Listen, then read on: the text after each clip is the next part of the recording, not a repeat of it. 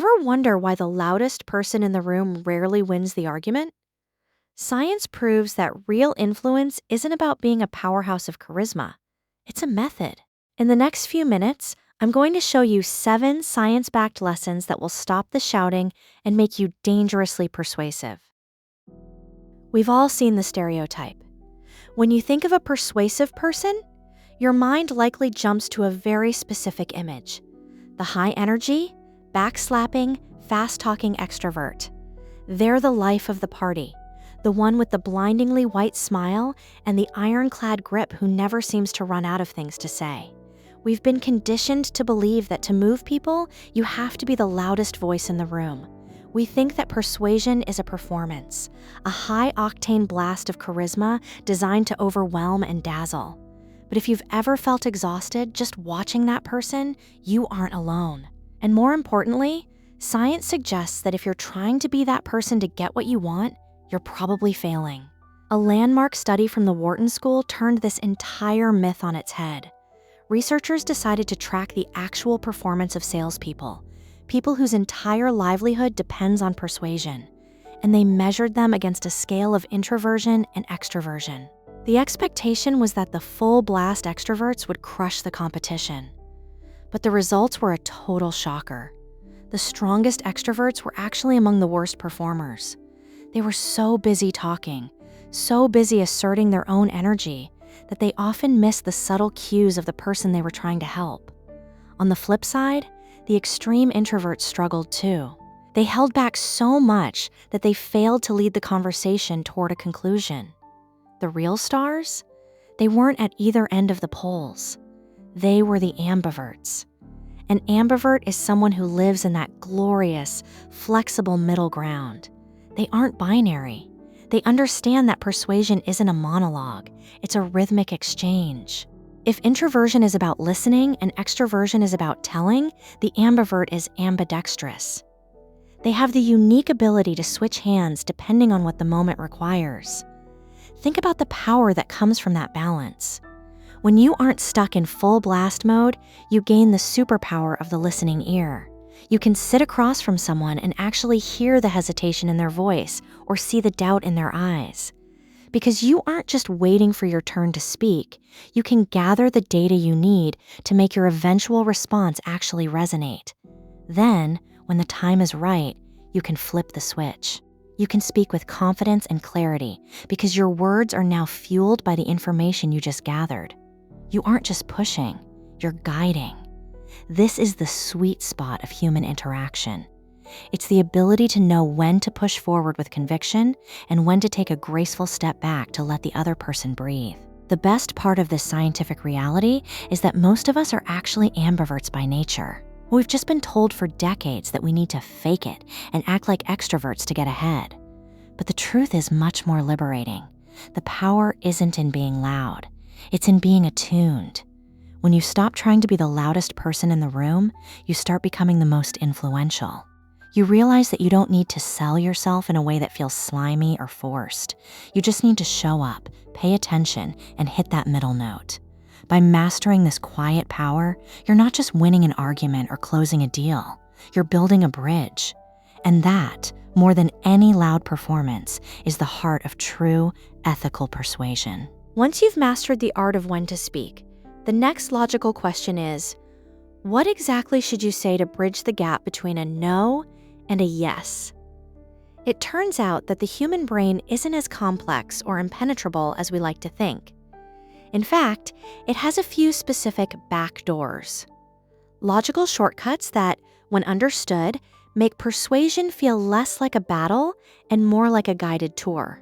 The first of these back doors is a single, unassuming word: because.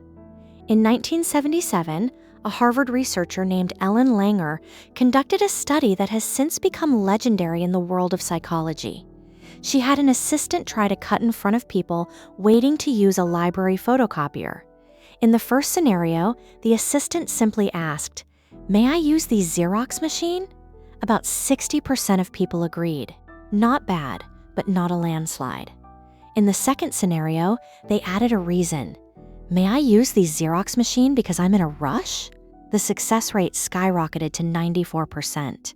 Now, you might think, well, obviously, they had a valid excuse. But here's where it gets weird. In the third version, the assistant said, "May I use the Xerox machine because I have to make copies?" Think about that. It's a completely nonsensical reason. Everyone in that line was there to make copies. Yet, 93% of people still said yes. The lesson here is profound. Our brains are deeply wired for causality.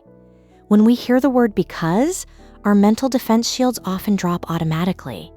We are reason-seeking creatures.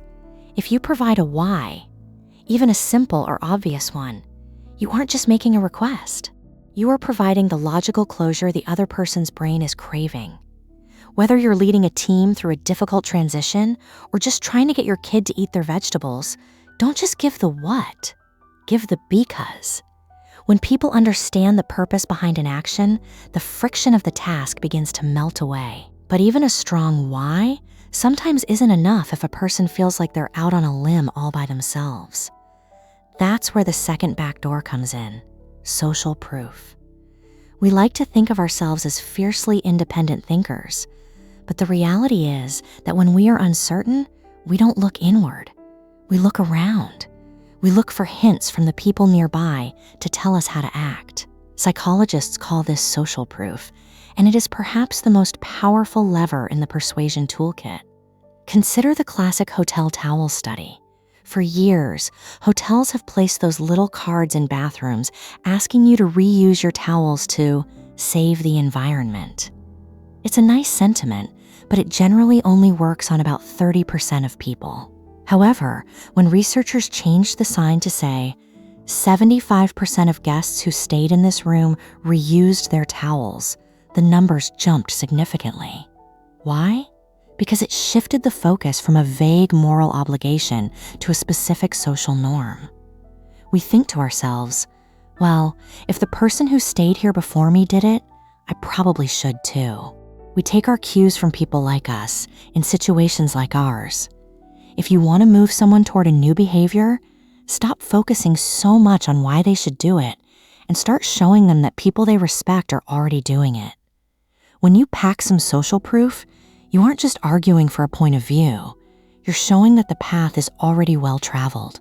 It's the difference between trying to pull someone across a bridge and simply showing them a crowd of happy people already standing on the other side.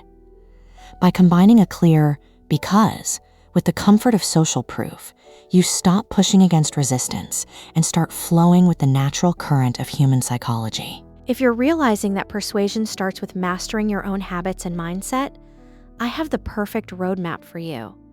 My ebook, 30 Days to a Better You, is designed to take these scientific principles of behavior and turn them into your daily reality. Think of it as the ultimate off-ramp to the life you want. No more excuses. Just 30 days of clear, actionable steps to sharpen your discipline and unlock your inner fire. Grab your copy now at the link below and start your transformation today. When we have to deliver difficult information, most of us have a natural, almost instinctive urge to sugarcoat it.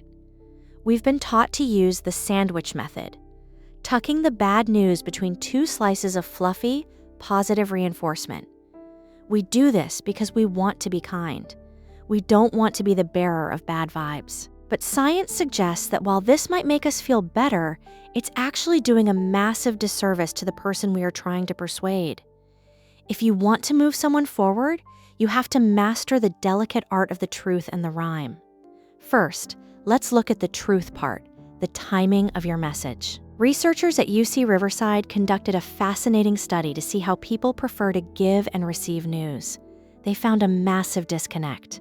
When people were in the position of giving news, over half wanted to lead with the good stuff first. It felt softer. But when those same people were on the receiving end, 4 out of 5 people said, "Just give me the bad news up front."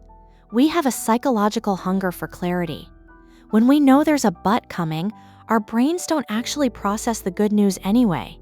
We just sit there in a state of anxious anticipation, waiting for the other shoe to drop. By delivering the bad news first, you clear the air. You honor the other person's intelligence. You say, Here is the reality of where we are. This transparency builds immediate trust. Once the bad is out in the open, the person's brain can stop bracing for impact and start looking for a way out. This is where you pivot to the hope, the action plan that shows them exactly how to fix the problem. You start with the truth to establish the ground, and you end with the good news to provide the fuel for movement. But how do you make sure that fuel, your message of hope or your new idea, actually sticks in their mind? You use processing fluency. This sounds like a complex technical term, but it's actually one of the most charmingly simple quirks of the human brain. Processing fluency is just a measure of how easy it is for our brains to digest information. The easier something is to process, the more likely we are to believe it's true. And nothing increases processing fluency quite like a rhyme. Psychologists call it the rhyme is reason effect. In a clever experiment at Lafayette College, people were given pairs of proverbs. One version rhymed, "What sobriety conceals, alcohol reveals," and the other didn't, "What sobriety conceals, alcohol unmasks." Despite having the exact same meaning, people overwhelmingly rated the rhyming version as more accurate and believable. Why? Because rhymes are catchy? Not exactly. It's because the rhyme creates a mental click. It feels right because it sounds right. It reduces the friction in the brain. This is why, if it doesn't fit, you must acquit became one of the most famous sentences in legal history. It wasn't just a clever line. It was a cognitive shortcut that made the conclusion feel inevitable. You can apply this same principle through alliteration, repetition, or simple lists. The goal isn't to be a poet. It's to be a fluency architect. When you are trying to persuade, your biggest enemy isn't always a no. It's mental fatigue. If your message is clunky, complex, or buried in a sandwich of mixed signals, the brain will simply tune out. But when you lead with the honest, unvarnished truth, and then wrap your solution in a clear, easy to digest, perhaps even rhythmic package, you do something magical. You take the struggle out of the decision-making process. You aren't just giving them information, you're giving them a message that feels like the truth. Start with the hard reality, end with a clear rhyme for the future, and watch how quickly people are willing to follow your lead. Most people approach persuasion as if they are in a courtroom. They gather their evidence, build a mountain of facts, and then attempt to steamroll the other person with a series of powerful declarations. We think that if we can just prove we are right, the other person will have no choice but to surrender and change their mind. But here is the uncomfortable truth. The harder you push someone, the more they push back. When you make a declaration, you create an opponent. When you ask a question, you create a collaborator. This is the hidden strategy of the question, and it is perhaps the most sophisticated tool in the science of behavior change. Think back to the 1980 US presidential election. The economy was in shambles, inflation was soaring, and Ronald Reagan was challenging the incumbent, Jimmy Carter. Reagan could have spent his entire televised debate shouting statistics about unemployment. He could have declared, "The economy has deteriorated under this administration." But he didn't do that. Instead, he looked into the camera and asked a simple, haunting question. Are you better off now than you were 4 years ago? That single question did more than 1,000 spreadsheets ever could. Why? Because a question forces the listener to become an active participant in the argument. If Reagan had made a statement, voters would have reflexively looked for reasons to disagree or defend their previous choice. But by asking a question, he made millions of Americans scan their own lives, check their own bank accounts, and reach their own conclusions. When you generate the reasons yourself, you own them. And when you own a reason, you are infinitely more likely to act on it. This principle is the engine behind a powerful psychological technique called motivational interviewing. It's used by counselors to help people break through deep-seated resistance, but it works just as well in the boardroom or at the dinner table. Imagine you're trying to persuade a friend to stop being such a couch potato and start exercising. If you tell them you really need to go to the gym, they will immediately list all the reasons they are too tired or too busy. You've just triggered a defensive reflex. But what if you asked them, on a scale of 1 to 10, how ready are you to start exercising? If they say, I'm a 2, your instinct is to argue, to tell them why they should be an 8. But the dangerously persuasive move is to ask, interesting, why are you a 2 and not a 1? Suddenly, the dynamic flips. To answer that question, they have to start explaining why they do care about exercise, however slightly. They might say, well, I want to have more energy, or I know my health is important. The moment those words leave their mouth, the miracle happens. They are now arguing for change instead of arguing against it. They are literally persuading themselves while you simply hold the door open. This isn't just a trick to use on others. It's a superpower you can use on yourself. When you're facing a daunting task, don't give yourself a hollow pep talk like, I can do this. That actually invites your brain to list all the reasons you can't. Instead, ask yourself, can I do this? And how? This shift from declaration to question moves the brain from a state of passive resistance into a state of active problem solving. It bypasses the ego and goes straight to the logic center. You aren't winning a debate. You're shifting the entire architecture of the conversation. By mastering the strategy of the question, you stop being a hammer and start being a key. You realize that the most persuasive words in the world aren't the ones you say to someone.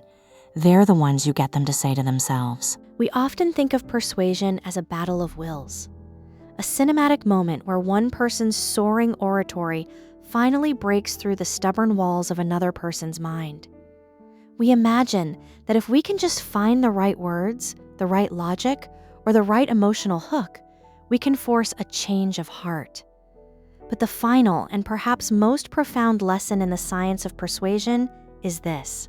It's usually easier to change a person's situation than it is to change their mind.